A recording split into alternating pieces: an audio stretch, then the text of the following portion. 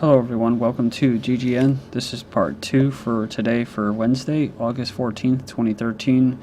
I'm Darko and my website is ggnonline.net, and on YouTube my channels are ddarko2012 and ddarko2013.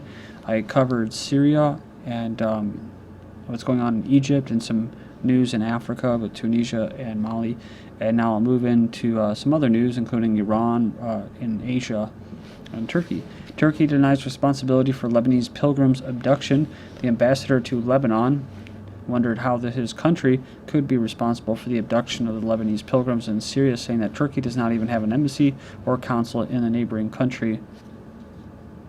Commenting on the kidnapping of 2 Turkish pilots in Lebanon on Friday, the ambassador said the case is in the hands of the Lebanese security and political authorities. Turkish pilot and co-pilot were kidnapped on Friday. Mohammed Salih, a relative of the pilgrims held in Azaz, was arrested on Sunday in connection to the kidnapping. So a well-informed security source told As-Safir he revealed the names of the individuals linked to the abduction. He also said the pilots were kidnapped and hoped to exchange them with the 9 pilgrims. Lastly on the story, caretaker Foreign Minister Adnan Mansour said that Turkey was able to play a major role in helping free the 9 Lebanese hostages held by Syrian rebels since last year. He says, I told one Turkish official in a meeting that no one believes Turkey can do nothing when it controls the situation in northern Syria and supports the opposition. He answered by saying the kidnappers are not under the control of the Syrian opposition, but this is an unconvincing answer. It is unconvincing because it's a blatant lie. I've covered this so much about how Turkey has played a role in aiding and arming the rebels right over the border. So it's just a bunch of crap. Iranian president names female vice president. The law professor joins cabinet consisting of relative moderates and reform-minded Western-educated technocrats. So she's a law and public policy professor at Tehran University and vice president of legal affairs, effectively making her the first woman in the Islamic Republic's history to hold the influential position of vice president. It says here that they'll still have to be officially approved by the Iranian parliament. Then I saw this article right here, so this kind of ties into it. City council are considered too hot and denied seat. This is what the West likes to put out there, because they like to change everybody else that's not like them. This Marathi individual may have upset Islamic conservatives, so too sexy for Iranian politics. 27-year-old candidate won a city council seat, but has been mysteriously disqualified at the last minute, says The Independent.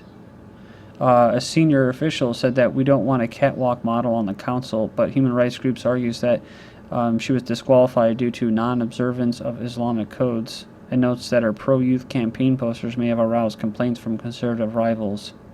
I believe it was Tunisia, you had that one feminist that was basically getting naked, and of course it was streamed in Western democratic nations to sympathize with this individual. Well, their own people don't even like what she was doing. Basically, she was acting like a slut and promote feminism, and she was either arrested or stoned or something. I'm not condoning that violence. I'm just saying this is how it is. Different worlds, man. Crew members killed as Indian submarine explodes and sinks at naval dockyard. So this is interesting because we just covered from the 12th and 13th, India launched its first home-built aircraft carrier, and the title of that video was, India militarizing. Then I saw this article, says here, ISRO plans India's spy satellite launch by month's end.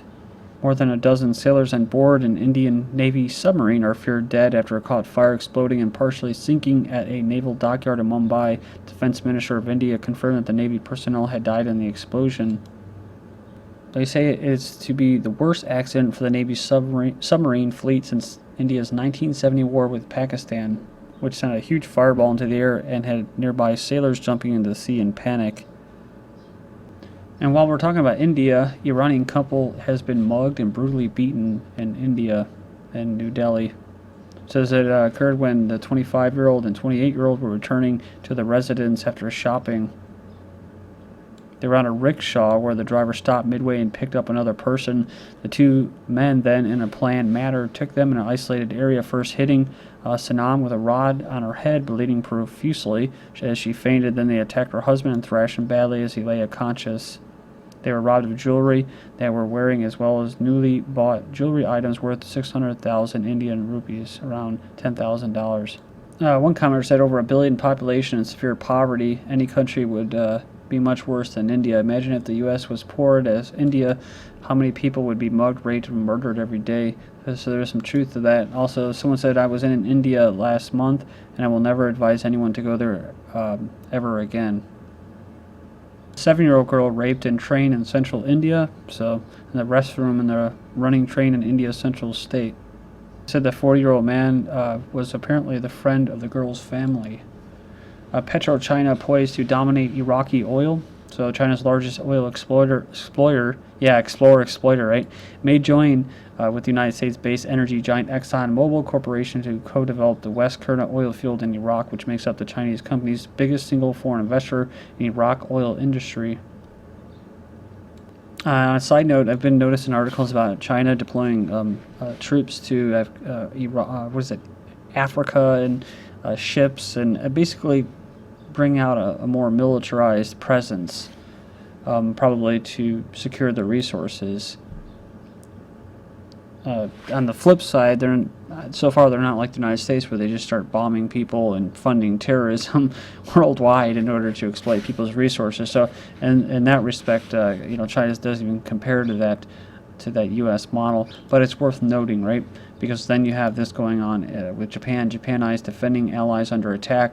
A government panel on security issues will propose that Japan defend not only the United States, but also other allied nations under attack by exercising its right of collective self-defense. So this individual, who serves as the president of International University of Japan, said in an interview that the panel will state in its report that Japan can exercise the right when countries with close ties with it are under attack, and it's deemed to harm Japan. Some experts say Japan should extend the target of its use of collective self-defense to countries including Australia, the Philippines, and India. That's what I think Japan is for the United States. They have kind of a symbiotic relationship, and that's what they'll do. They'll kind of be a little kind of a buffer or counterweight for the West and for China, who, and basically you're talking about international globalist elite that want to run all different countries / corporations, and then of course you're going to have some that are going to want to delve into other people's trading blocks. So yeah, ultimately all the countries are owned, and there is no real sovereignty anymore. That's why you don't really see any big wars anymore. That's what I believe World War I, World War II, among many other wars that were before and after that, but those main ones were there to squash any form of resistance to this global order, financial order. Azerbaijan is to suspend cooperation with the United States and NATO to ensure energy security. So they're talking about Central Asia here in the framework of Putin's visit to the country. They basically coordinated many issues in the military sphere, in particular issues of rather large-scale cooperation between Azerbaijan and Russia during the 22 years of independence. Again, independence, right? They just have a separate bank account, but these countries, Central Asian countries, are being, wooed basically by either Russia, the Russia main power trading bloc, or the United States NATO trading bloc. NATO must go. So it says here that Azerbaijan is committed to purchasing weapons and military equipment from Russia by $4 billion during the next 2 to 3 years. But it's also in energy. It says the state-owned oil companies, the two countries, also agreed on Tuesday to establish a joint venture on a parity basis to produce oil and gas in Russia and Azerbaijan, as well as other countries. Next up, talking about basically Iran and Russia to sign an agreement on building a new nuclear power plant, says the Iranian foreign minister. So Iran has held consultations with the Russian side, and soon an agreement of mutual understanding will be signed on the construction of a new nuclear power plant, says the Iranian foreign minister, which he reiterated is purely peaceful as the country needs nuclear power for electricity generation and medicine. But it's all basically a scam, whether it's used for weapons or not. There's so many ways you can look at it. Well, if they want to have weapons and use it for both, then they should be able to. But then again, it's like, well, they shouldn't even really have to use nuclear weapons when there's alternative forms of energy if they just put the time and energy into it. Moscow says U.S.-Russia ties are... The problem is with that is once you start having countries and communities that have their own alternative forms of energy, then they become sovereign. Then they don't need them anymore, the global elites. Then they can tell them to go screw off, or the British say bugger off, and they don't make money off them. So Moscow says U.S.-Russia ties are too important to pause. Again, this has to do with money and trade. A senior Kremlin official has described U.S.-Russian relations as too important to hold off following the American president's call for a pause in the ties.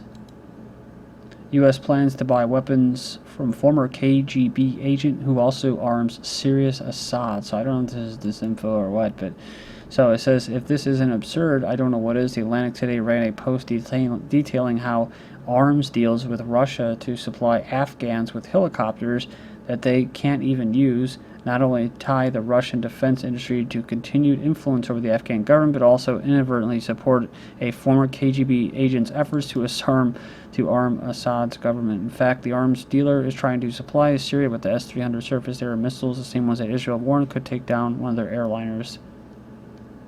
They said this type of absurdity happened more recently when the U.S. okayed Qatar and Saudi Arabia in 2011 to arm the Libyan rebels, again, or terrorists. Verify right here. Shortly after, in 2012, the author of New York Times wrote about how Washington freaked out upon realizing those weapons were actually getting in the hands of radical jihadist terrorists. Gazprom's oil arm signed strategic deal with Halliburton. Gazprom Neft, the oil arm of Russia's state-owned gas monopoly, has signed a strategic cooperation agreement with the U.S. energy service giant Halliburton to facilitate technological exchanges that will help increase production, the Russian company said. Want to get to know the ways in which Halliburton uses its technology. Some of the most important topics will concern work with tight oil reserves, unconventional resources, maybe fracking and deep water drilling on the horizon. So it's the latest development in a close relationship between the two gas monopolies' international arm, and in May last year, it says here Halliburton won a $95 million tender from Gazprom. It says here to complete 12 wells drilled by the company in Iraq. We're just talking about China too. Finishing up here, a quadrillion yen and counting. The Japanese debt bomb could set off global panic at any moment. So there's a lot of zeros. Well, a quadrillion yen is worth approximately $10.5 trillion. It's the amount of money that is larger than the economies of Germany, France, and the UK combined. The government debt to GDP ratio in Japan will reach 247% this year, and the Japanese currently spend about 50% of all central government tax revenue on debt service. The two solutions or possibilities are either they default or they try to inflate the debt away, which, again, I'm not saying I agree or disagree with this because I know Chota Boy knows all about circulatory deflation, and he could probably explain it better on the comment board than me. Here's just one from a week ago. All taxes today go straight into the bank's coffers to pay an artificial debt, federal and state debt that mathematically is impossible to pay down. This is contrary to the lie that taxes pay for roads infrastructure is perpetual reinflation that pays for all public infrastructure so that you can physically go out and basically work it off and earn it. It says pay taxes and then pay a phony loan so the bank can steal it all over again on top of the new money you have created. Venezuelan inflation reaches all-time high. So they reached an all-time high of 29%. In an effort to curb backsliding economy, Maduro has been trying to encourage private businesses. It goes on here, it says it's been a problem in the past as the government's reputation for expropriation once a business becomes profitable, yet while prices rise at an annual average of 49%, wages remain frozen for the majority. This has left the lower classes, Chavismo's socialism bastion of support, with an ever higher cost of living that may say they can no longer afford. Venezuela's economy is based largely on oil, with exports accounting for 95% of its total exports earnings. Talking about protests, in Brazil, they're heating up again. Anti-corruption protest descends into violence with Rio police. So please join me in part 3. This is GGN. I'm Darko. Thank you.